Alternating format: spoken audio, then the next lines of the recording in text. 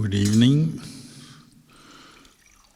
Today being Tuesday night, we have some questions have come in.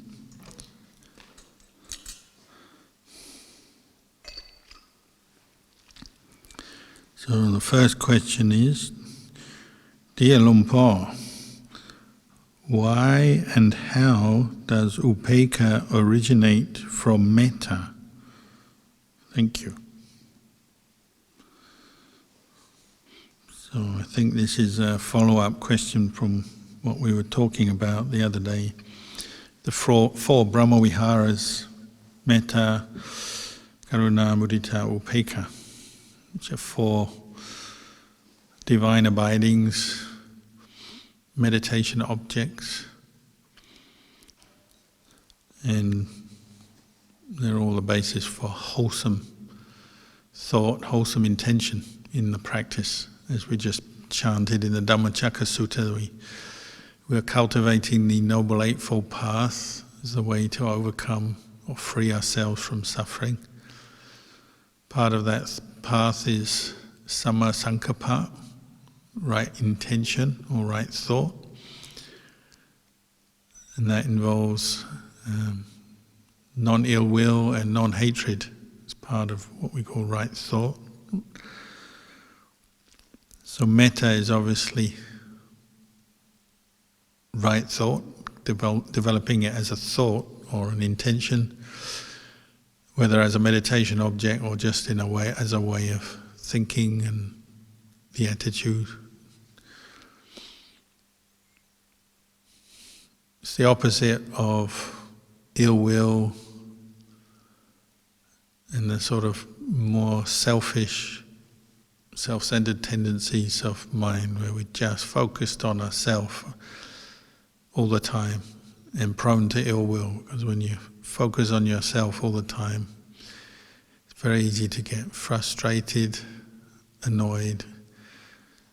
You're attaching strongly to your own five khandhas, your own feelings, vedana, perceptions, thoughts and so on, which trigger desire, stimulate desire, and you get easily become discontent when you follow desire, different kinds of desire or craving. When you cultivate metta, goodwill, tends to immediately improve your state of mind. Brings up a good feeling. Goodwill brings a sense of ease, happiness for the one cultivating that thought, and for the recipient, if there is a recipient, a person nearby or around, then they tend to benefit as well. When we talk to someone and we have metta, goodwill in our mind, then they generally they like it. When we talk with anger, they don't like it. That's just psychology, it's just how things are. But an important thing is when you cultivate metta is you're also taking an interest in the people and the beings around you. You're not just self-centered, you're also recognizing there are other people around. And you're seeing the value for yourself for practicing goodwill, kindness. As a state of mind, it's a positive, wholesome state of mind. And it improves our life in so many ways. It improves relationships with the world, with people around us. We become more kind, more sensitive. Things go better, we work better with other people when we practice and cultivate metta. However, the Buddha also pointed out there are some dangers or drawbacks from practicing metta alone, without wisdom, without understanding. Can lead to attachment, because you're practicing goodwill, kindness towards others, where you can attach to other people. Can lead to becoming overly concerned, or lead us to suffering if we can't accept that somebody that we've been practicing metta towards then starts to suffer for some reason. because of our attachment and this goodwill we've been cultivating, then we start to feel sad or unhappy or even angry. If you say you're a parent with children, or you have a friend and your friend is somehow hurt, or your child is hurt, we often get angry. Even though the basis for the relationship is love, goodwill, because there's also attachment which is coming from ignorance. And if we haven't seen that, then the blind attachment will mean that if anything happens to the object of our love, the person, the child or the friend or whoever it may be, our mind may not be able to take it, so we start to suffer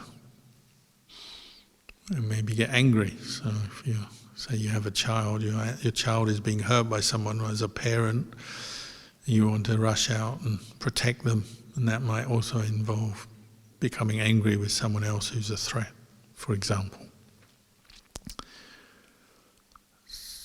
So, out of metta, the Buddha encouraged us to practice both karuna, compassion, because even though you have goodwill for people, sometimes they suffer, and you want them to be free from suffering. Or you have goodwill for yourself, or you cultivate goodwill for yourself. Some people need to do this a lot because they have a lot of self-aversion. But you may still encounter suffering. So your goodwill needs to be cultivated or lead on to karuna, compassion, the thought to free oneself or others from suffering. But also the thought to appreciate the goodness, the happiness, the success, the freedom from suffering when it happens, to be aware of that, to witness it, to appreciate it. Mudita, it's the third of the Brahmaviharas. But the hard one, but it also arises out of metta, is upekkha. And upekkha is linked very closely to both mindfulness and wisdom. So upekkha means balance, equanimity, the mind that is undisturbed, unperturbed. So it's also a factor of samadhi. But particularly the heart of upekkha is sati. When there's mindfulness, then our mind tends to be, it's hard to move the mind, hard to sway it. It's hard for the emotions to take over the mind when there's mindfulness. It's hard for an object to distract the mind when there's mindfulness. But upekkha, particularly as a Brahmavihara, is also focusing on the law of karma and understanding the law of karma, that all beings are the owners of their karma and have to receive the fruits of their karma. And the best quality to have when karma is ripening is upekkha, equanimity. Both good and bad karma, because good karma tends to stir us up as well. It excites us and becomes a basis for attachment, craving, because we like good things and pleasant experiences. But more obviously, when bad things happen, we need to maintain our equanimity. When there's pain, dukkha, pain, physical pain, mental pain, we have to learn how to maintain mindfulness and reflect. This is the result of karma. And that reflection, that insight helps upekkha to arise and be maintained. But as one develops upekkha as a meditation, deepens the meditation on that as upekkha as an object of mind, equanimity as an object of mind, the heart of it is maintaining mindfulness, sati. Actually, metta also requires the practice of sati, mindfulness. So mindfulness on the object of goodwill.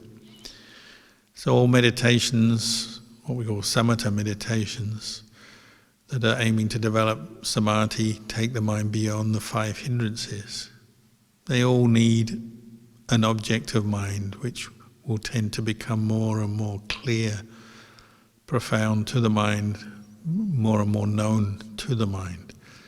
So say the object of metta may begin as a thought, may I be well, or may all beings be well. But after a while it develops into a feeling. It's actually a feeling, and also maybe it may have another aspect to it, may develop into a light. As the mind becomes focused on itself, there may be the light of metta. And the same with upekkha.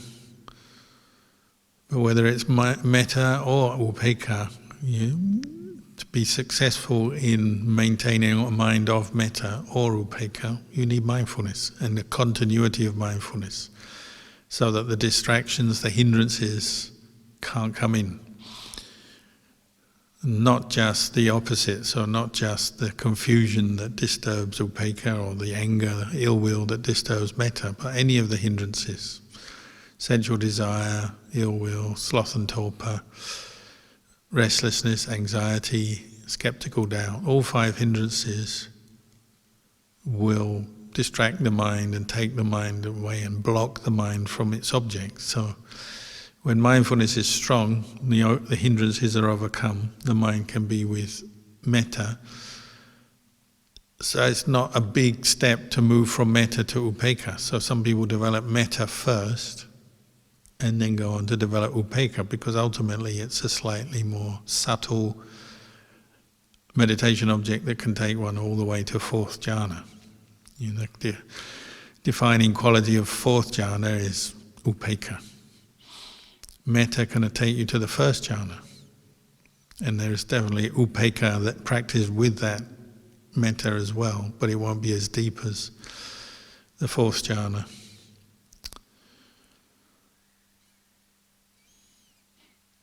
Any meditation object, when practiced well with effort, discipline, continually and regularly, and with some wisdom as well, will bring up upekkha.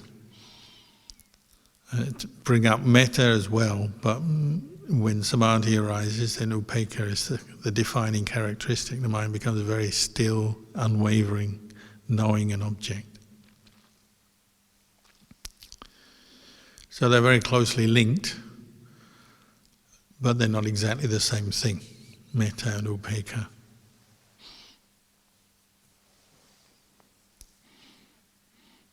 In the beginning, you develop these qualities through wise reflection as well. Your metta may, as a meditation, it may be there some of the time, and then sometimes you lose it. But to prepare yourself for developing metta or upekkha, you need to reflect as well. Reflect on the benefits of developing metta, or the benefits of developing upekkha. Upekkha keeps your mind steady in the face of pain, discomfort, the ups and downs of life, the successes, the failures. It helps you to reflect on karma.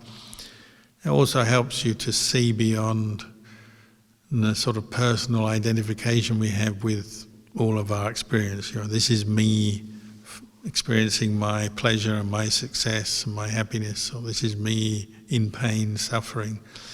Upekkha is that sense where the mind is knowing the experience but not creating a self out of it. Metta can also do that when you practice it well.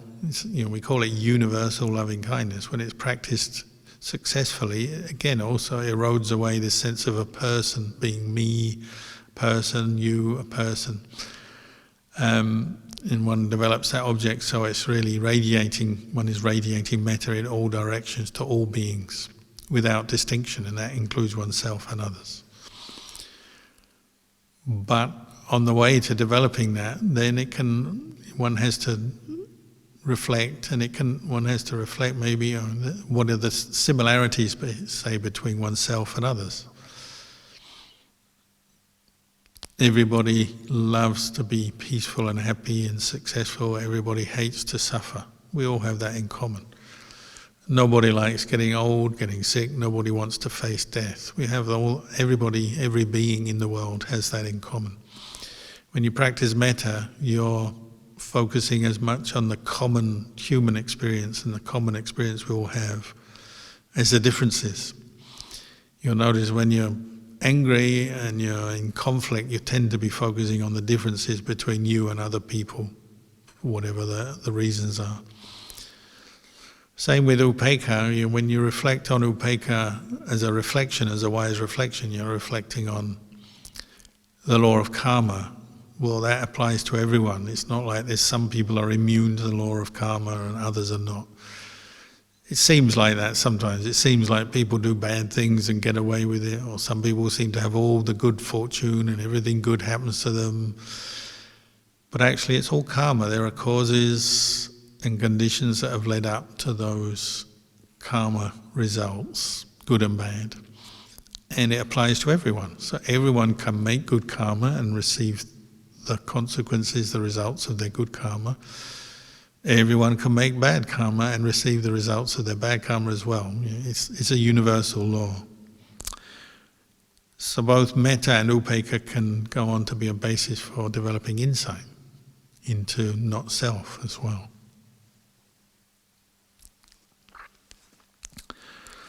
Another question tonight. Dear Luang Por, it is harder for nuns to go on Tudong because of safety concerns. Do you think that going hiking and camping with a steward who prepares the food can be considered Tudong? Thank you very much. Well, this word Tudong, if you're a Buddhist, you're probably hearing about it more and more. Comes from the Pali word Dhutanga. And there's a list in the book, the Visuddhimagga, has become very well known and practiced particularly in the circle of forest monks and nuns. 13 ascetic practices that are used and developed particularly for eroding away, scraping away the mental defilements of greed, anger and delusion. So some forest monks will keep a number of these practices just on a daily basis without making a specific or special determination or resolution. They just do it. Say like Ajahn Chah encouraged us to eat our food from our monk's bowl and just to eat at one sitting in the bowl. Put all the food in the bowl. That's one of the Dhutanga practices, to eat at one sitting and eat in one vessel. That's another one. Another practice is to just just wear the 3 robes. We have 3 main robes as a monk, and a nun would have their main robes.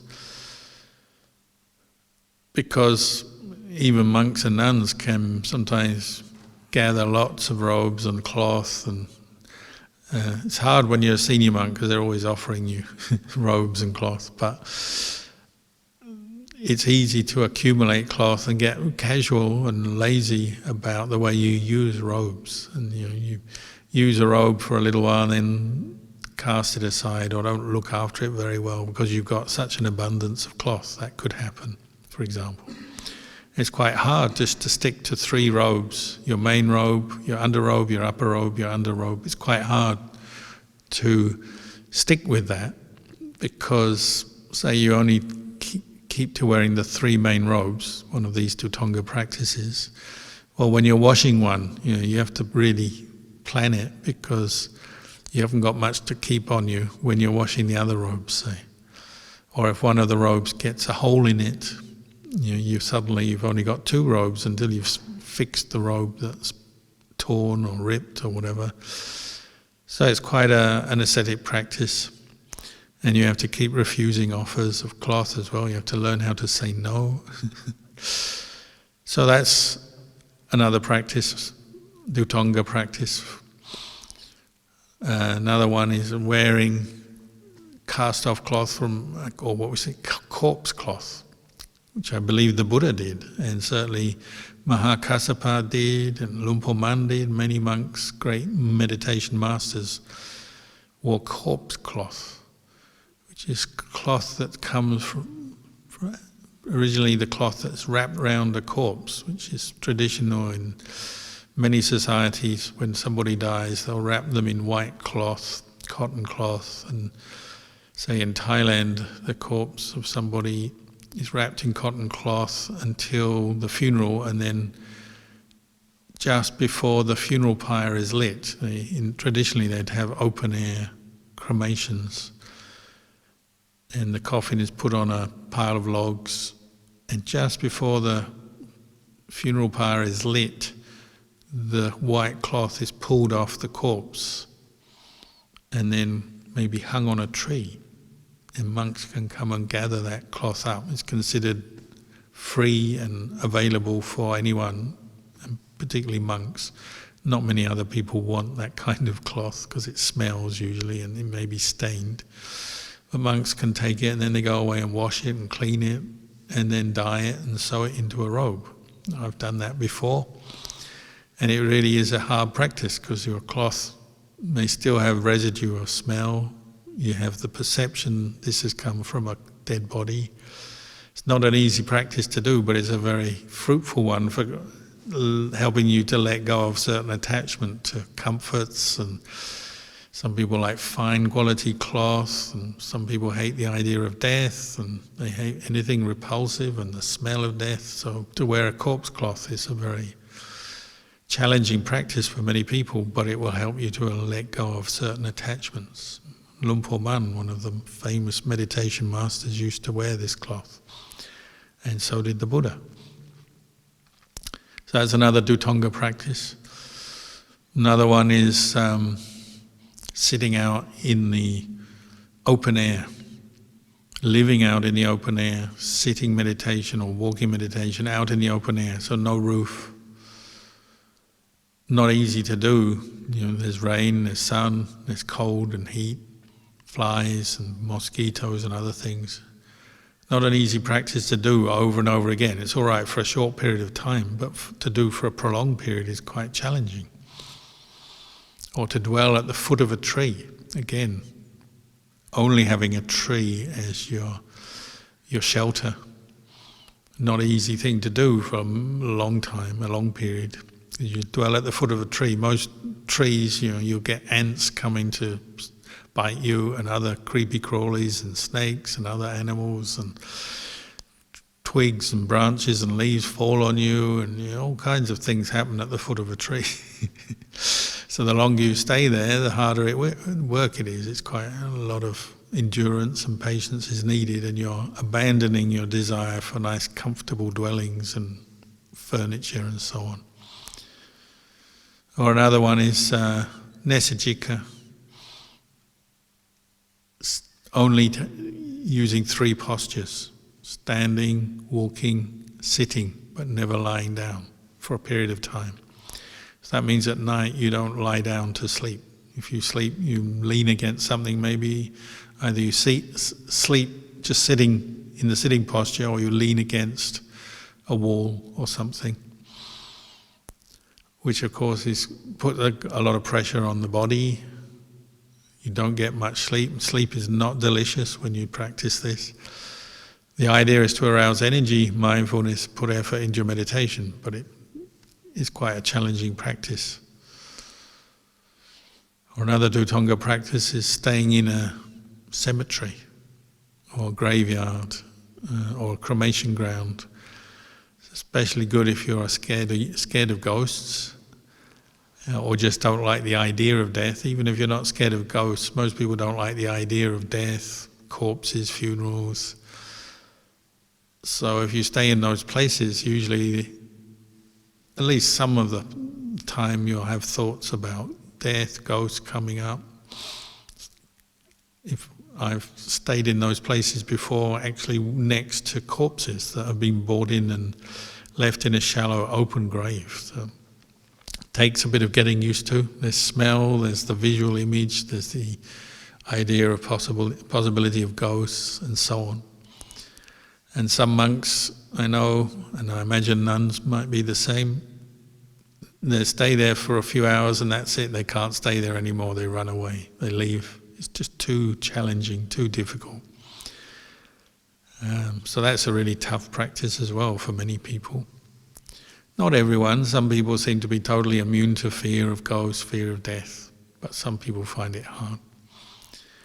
And it certainly arouses energy and wakefulness.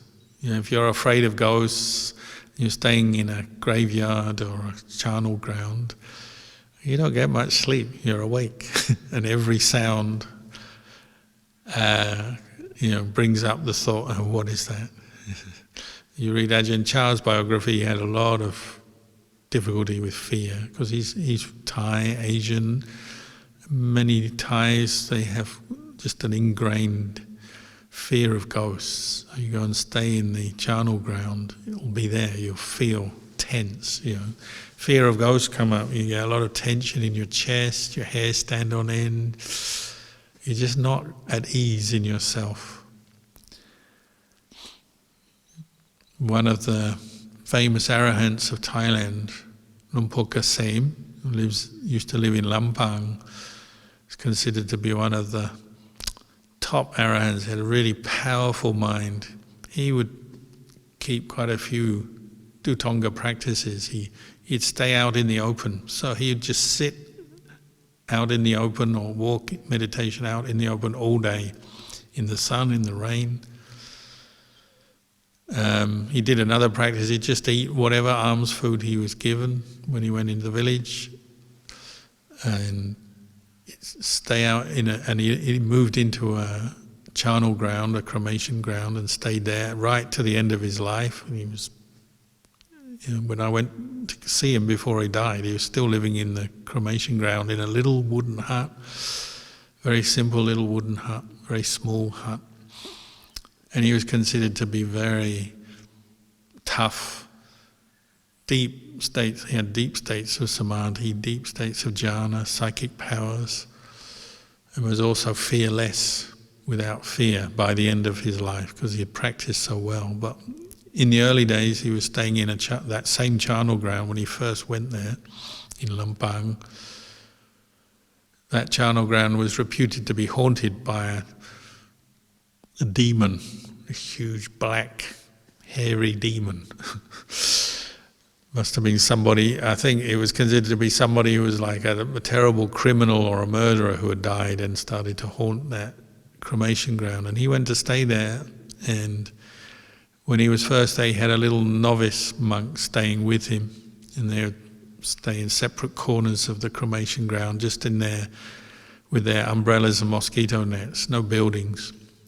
And one night the demon came to Lumpur Kasem and grabbed his arm, so the story goes, grabbed his arm so tightly that it left this terrible imprint, like a burn mark on his arm.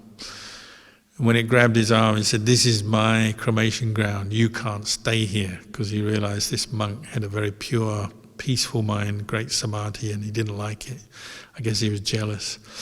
So he said, "You can't stay here, you got to leave." And he squeezed his arm so much, he's trying to inflict pain on him, bully him to leave.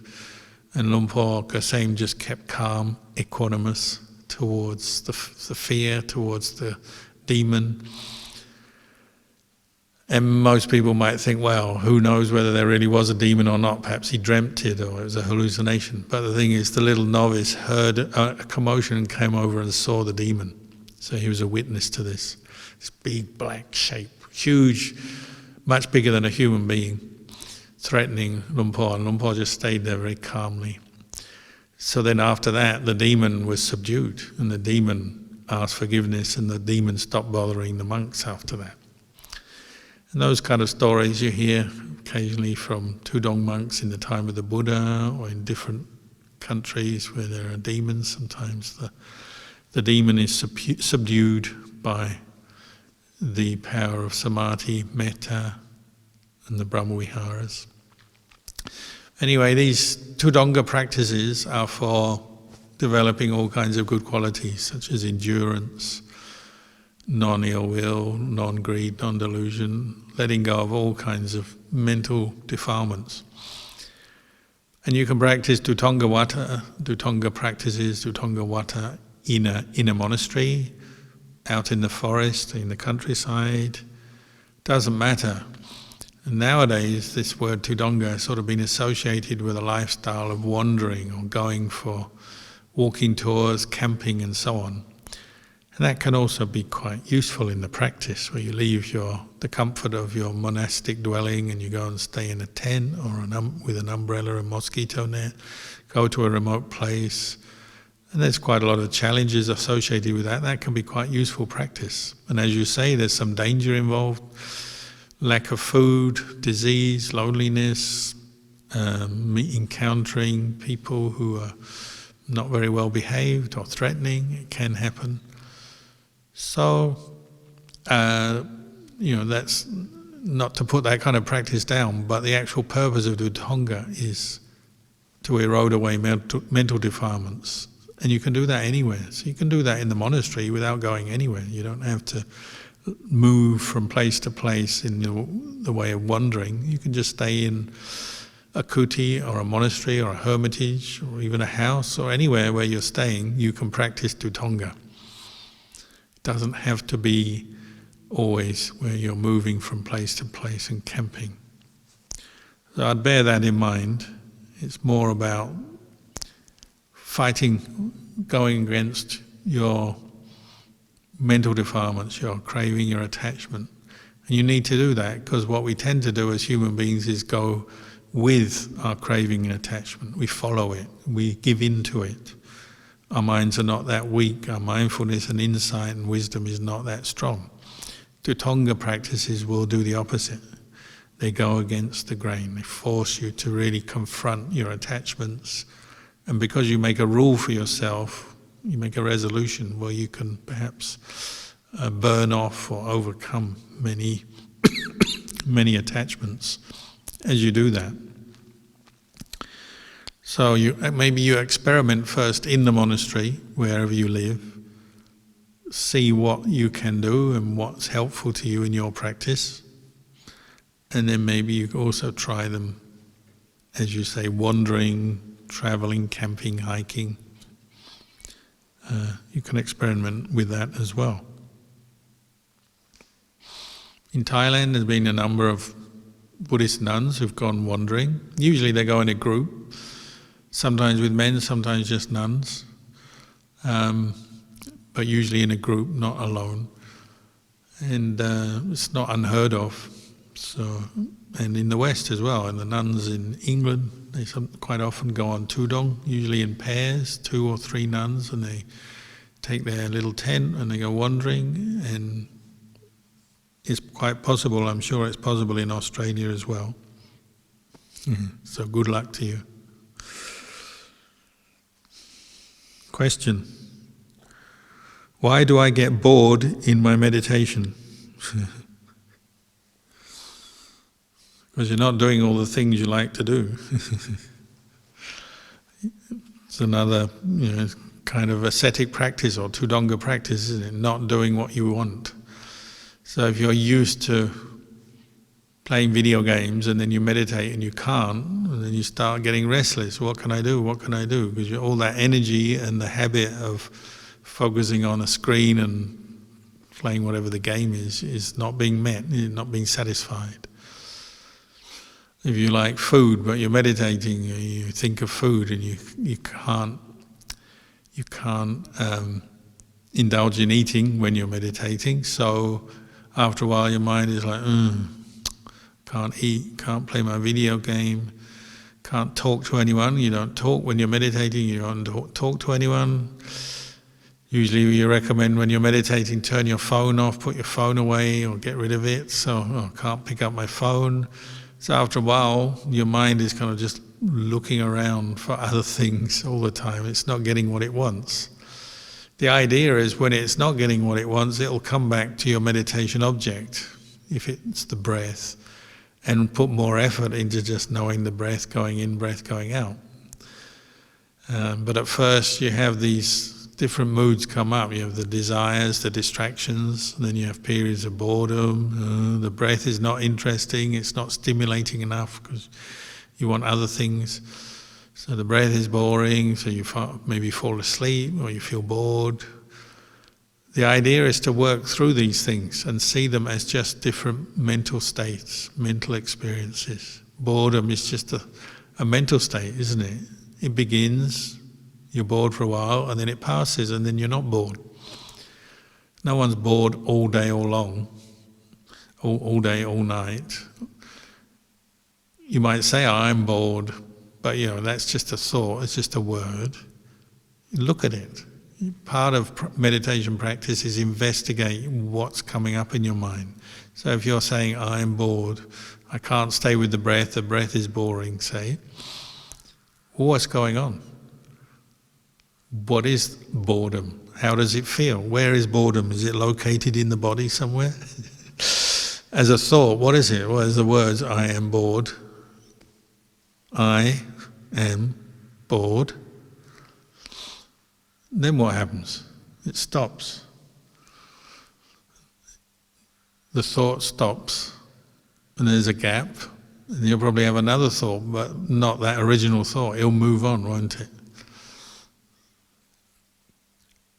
Anger, ill will, desire, sensual desire, boredom, restlessness, anxiety, worry, all of these mental states we call hindrances. They start, they stop, they arise, they pass away. Sometimes they seem to be there for a long time. Sometimes they pass very quickly, but they all pass. You've been bored in the past, you've been bored in the future, you'll probably be bored again in the future, but if you become more and more mindful of boredom as a thought, as a feeling, as a mood, then you're starting to depersonalize it. You don't attach to it so much, you don't identify with it so much. It's just another mental state to watch, observe. It can even become entertaining, the very opposite of boring. It can become interesting to observe boredom and learn about it. Oh, what is it? What brings it on? You may find there are certain habits of mind. Your mind starts looking for something, goes back to the breath if that's your object of meditation. Can't stay with the breath because that's an acquired skill. It does take practice. So can't stay with the breath, so then you go off looking for something else. Can't find something else to keep you happy, so your mind is not content at that time. It's jumping around, so next thing you say is, oh, I'm bored. Well, look at that, what's going on? One thing leading to another, one thought leading to another, one perception leading to another. And try and develop the mind that knows but is not attaching or identifying with the mental state. And the stronger your mindfulness and your ability just to watch and observe, the more you'll get out of the experience, and it might actually become interesting. Oh, now I'm bored. Oh, now I'm feeling one way, now I'm feeling another. Now I'm interested, now I'm bored. It'll be stimulated by memories, thoughts, different feelings in the body. One thing that stimulates the feeling of boredom or the thought of boredom is numbness, or not much pleasant or unpleasant feeling happening in the body, so you feel very kind of numb. It's like you become dull, not much is happening. And that's a big obstacle for many meditators. You're trying to focus on the breath, you're sitting still for a long time, so there's not much happening. Maybe your eyes are closed, so you're probably also battling with a bit of sleepiness. You become dull. You obviously are not with the breath, because if you were with the breath, you wouldn't be getting lost in boredom. So then you're going to dullness and these more neutral feelings. And then you start to feel bored or uninterested. So learn how that is happening, what is stimulating it, what is triggering it, what are the conditions for boredom. Just as the other hindrances and mental experiences we have to observe them and start learning from them, rather than just become a slave to it. And if you manage to see boredom as an object of mind rather than just get lost in it, well, you learn from that, don't you? It's something that may stay with you, and I've seen this before. When it comes up again, you have that ability now to say, I know this, I've witnessed this before, it's just a thought, just a mood, it will pass, and you watch it. Maybe you even ask yourself, how long will it last? 1 minute? 5 minutes? 30 minutes?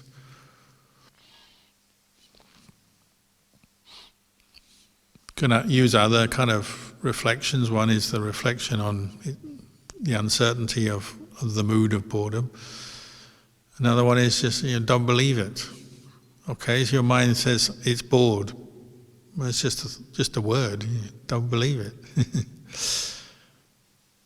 So you have to experiment a bit, see what holds your attention and what way of reflecting helps you to detach from that feeling of boredom.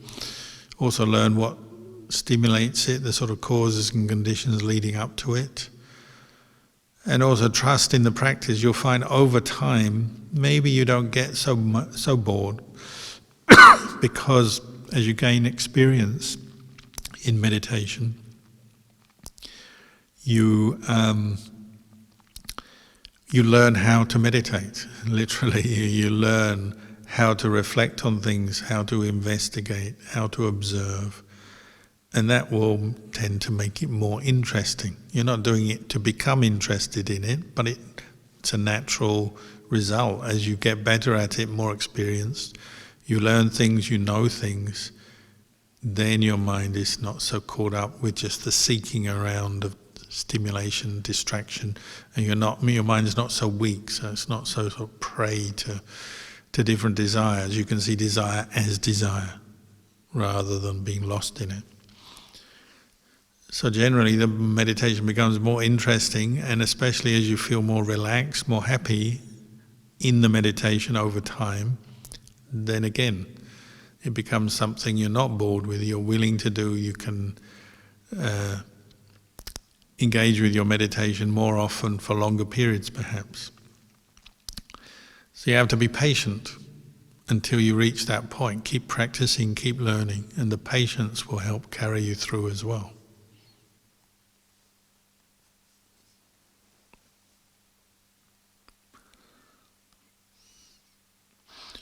Last question tonight. What chanting can I do as an offering to my sick mother? Well, Buddhist chanting is one practice that many do. We learn to chant suttas, reflections, parittas, verses of praise of Buddha, Dhamma, Sangha, and so on. There's a whole range of things people chant. Some people like to chant in Pali, they learn the Pali. Some people chant in their native language. Some people alternate, do translated chanting. Some people just have their one favourite chant. Some people learn many chants. There's a range of options here. You can experiment, and if you don't like chanting, you're not comfortable with it, well, never mind. You don't have to do it. But it is something that many people find connects them back to the Buddha himself, the teacher, the Dhamma, the teachings, the Sangha, those ordained, because generally Sangha will do more chanting than laity. So it seems to connect us to the refuges of Buddha, Dhamma, Sangha. And so often when one chants, it brings up faith, energy, inspiration, brightens the mind, but also brings mindfulness because you're putting effort into memorizing and reciting words, chanting. Brings mindfulness, brings samadhi, and also brings insight, understanding, because what you're chanting will usually have some good meaning. So that's another factor. If you chant something that means something to you, and it reminds you of the teachings, that can be helpful. Just for example, earlier we were talking about practice of metta and upekkha. So if you chant the reflections on universal well-being, say, may I be well, may all beings be well, may I be free from suffering, may I not be parted from the good fortune I have attained, may I be, I am the owner of my karma, heir to my karma, born of my karma, abide supported by my karma, whatever I'll do for good or for ill, of that I'll be the heir. You can chant that in Pali or in English or any other language, and it really gives you a lot of teachings in a very short space of time. One simple chant gives you a lot of Dhamma reflections. Some people find it makes their mind very bright as they have the thought of spreading metta, but it's also giving you the teaching on upekkha and mudita and karuna as well, all 4 Brahmaviharas.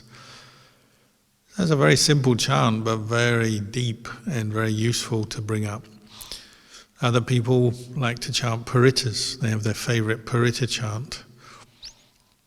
So you maybe have to look at what chant you find inspiring and then memorize it, learn it off by heart. So if you chant it a lot, you'll tend to remember it. And then you can chant it and dedicate that to your parents if they're sick. You can chant right next to them. If they are Buddhist, that might inspire them. Or if they're unconscious and you're not sure what to do, well, you can chant as you sit next to them, and it can help you to stay calm and steady while you may have a lot of emotions if they're dying or they're sick or in pain. So very common ones might be the Metta Sutta, the Karaniya Metta Sutta. People like to chant Itipiso in praise of the Buddha, Bhagawa Arahang Sama Sambuddho, and sometimes you just repeat, you put your own chanting on repeat and you chant the same thing over and over again. Some people like to go longer and they chant suttas. So like this evening we chanted the Dhamma Chakkappawattana Sutta. That has a deep meaning, but it's also, some people find it a very good way to focus for developing mindfulness. And you develop any kind of good feeling, peace of mind, wisdom and understanding you develop, we can also dedicate that to your sick mother or whoever it may be. So as you get into it, there's a lot you can learn and you can experiment doing this. And say you're in a place where you're not with the person you're thinking of, they're in another place, they're in hospital and you're at home or something, you can still chant and dedicate it to them. Think of them with kindness and compassion. Focus your mind by doing the chant, and the brightness, the radiance that arises as you chant, you can dedicate to that to your loved one. And if it is someone close to you, like a mum, a dad, or close friend, maybe the close connection with that person means that somehow some of the goodness of what you're doing, some of the brightness, the radiance can affect them in a good way. You never know. I don't think anything is lost by doing it, and if in any way it can help the sick person, well, why not? So many occasions, monks, myself, other monks I know, go and chant for someone who's sick. Either we chant in the monastery or sometimes visit them. And it's just one factor in their recovery, if they recover, or if they're not recovering, even if they're dying, it can be a factor in helping them to achieve a peaceful state of mind. It's not the only factor, of course, medicine and other kinds of care and everything, everything helps, but the chanting can also help. Quite a number of people over the years have been in hospital and the doctors predicted maybe they're close to death, they're going to die this very night or within the next few days. Monks go and chant, either one monk or many monks chant for them, and then they recover. As I said, you can't say it's the whole story, maybe it's not the whole cause for their recovery, but it may be one part of the recovery. So I remember going to chant for Lumpur Anand's mother when she was in an ICU unit in the hospital, and everyone thought she was going to die. She was very weak. All the monks crowded in, totally breaking the rules, but because we knew the doctors and nurses, they didn't say no. So all the monks crowded into the ICU room and chanted, surrounded the bed and chanting paritas for a long time. And then she recovered.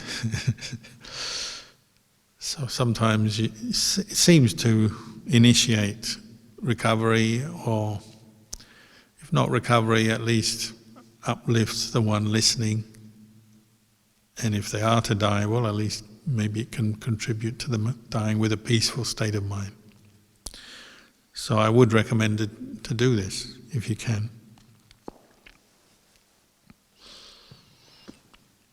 So that's the end of tonight's questions. We'll leave it there and wish you well.